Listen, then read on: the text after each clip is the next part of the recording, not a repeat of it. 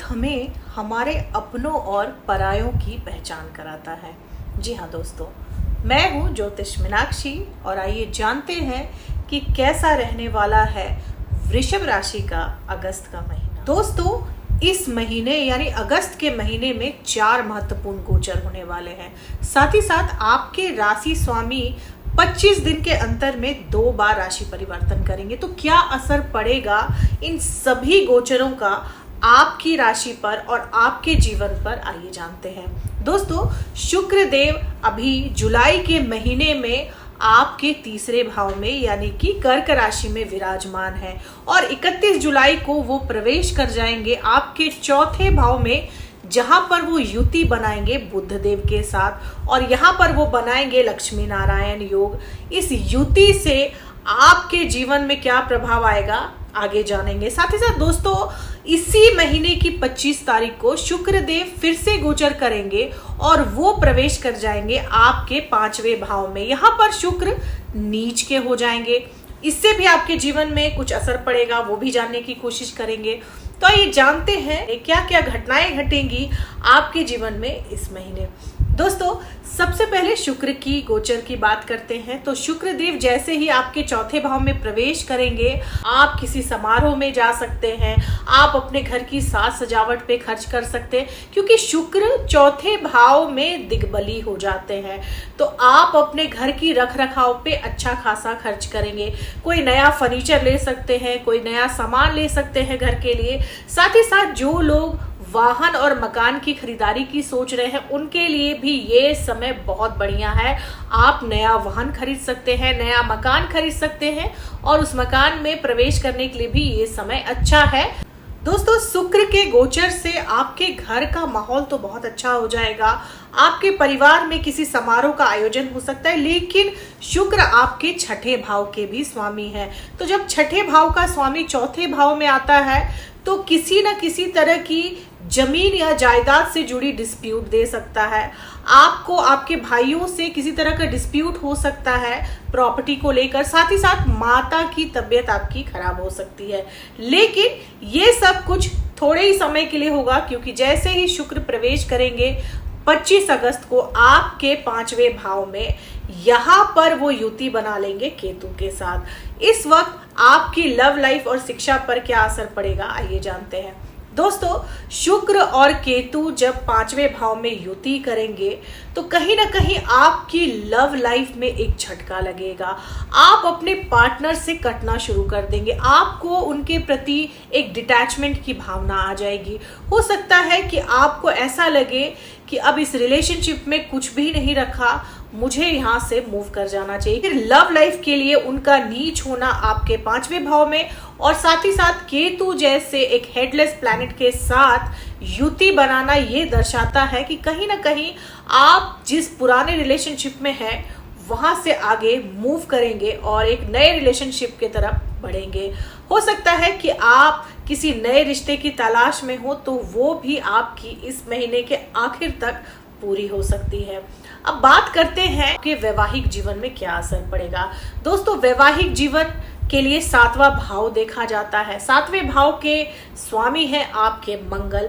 मंगल अभी आपके पहले भाव में विराजमान है, यानी 7th हाउस के जो लॉर्ड हैं वो आपके पहले भाव में विराजमान है और वो भी बृहस्पति के साथ। तो यहाँ पर मंगल देव आपकी शादीशुदा जिंदगी के लिए बहुत ही अच्छे रिजल्ट देंगे कि जब 7वें भाव का स्वामी खुद के भाव को दृष्टि देगा और साथ ही साथ यहाँ दृष्टि पड़ेगी बृहस्पति की, तो आपकी जो शादीशुदा जिंदगी है वो बहुत अच्छी हो जाएगी।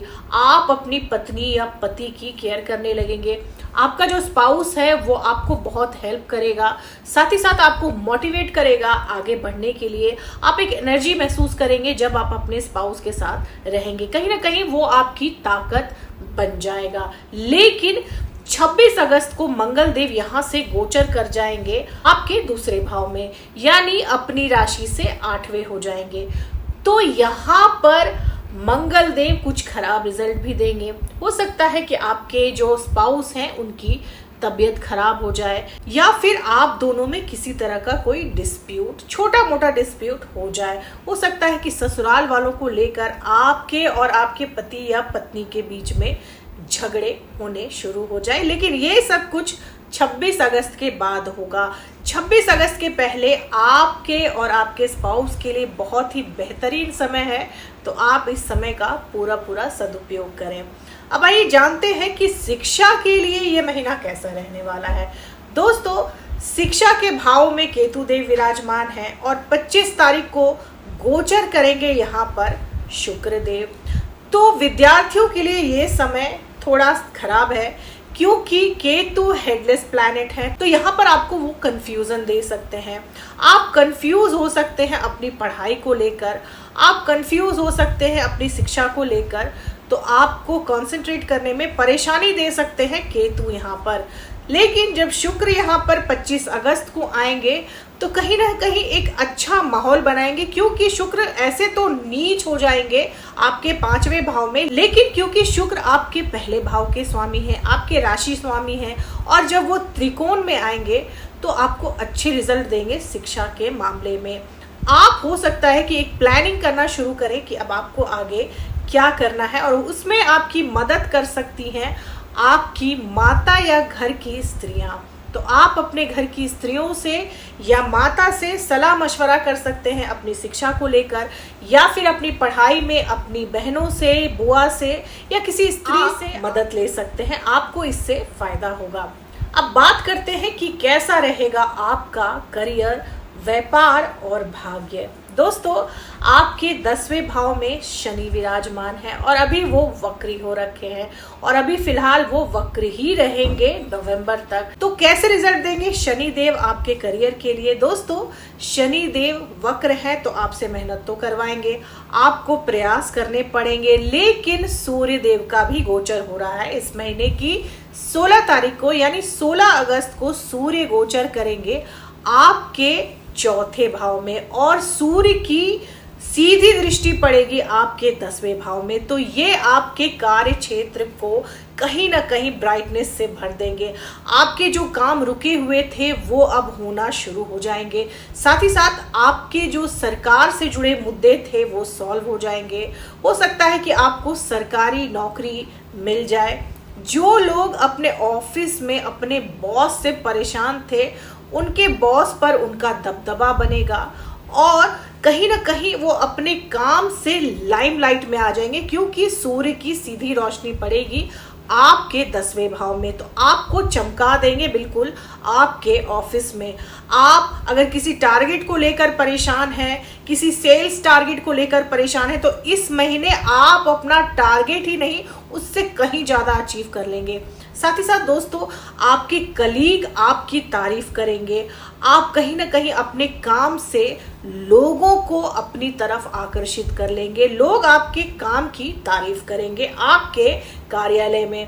अब भाग्य की बात करें तो आपके भाग्य भाव पे यानी 9वें भाव पे दृष्टि पड़ रही है बृहस्पति देव की। तो जब बृहस्पति देव आपके 9वें भाव को देख रहे हैं, यहाँ पर बृहस्पति देव आपको आपके हर कार्य में मदद करेंगे।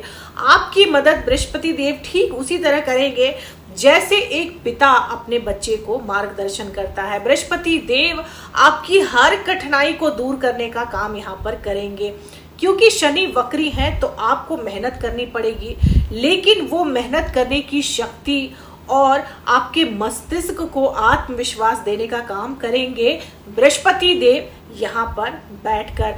साथ ही साथ दोस्तों, आपके 5वें भाव में भी दृष्टि डालेंगे बृहस्पति देव। आप अपनी एजुकेशनल क्वालिफिकेशन से, अपनी स्किल से अपने भाग्य को आगे बढ़ाएंगे। आप अपने कर्म से अपने भाग्य को आगे बढ़ाएंगे, क्योंकि बृहस्पति देव पहले भाव में बैठकर आपके 5वें भाव पे भी दृष्टि डाल रहे हैं।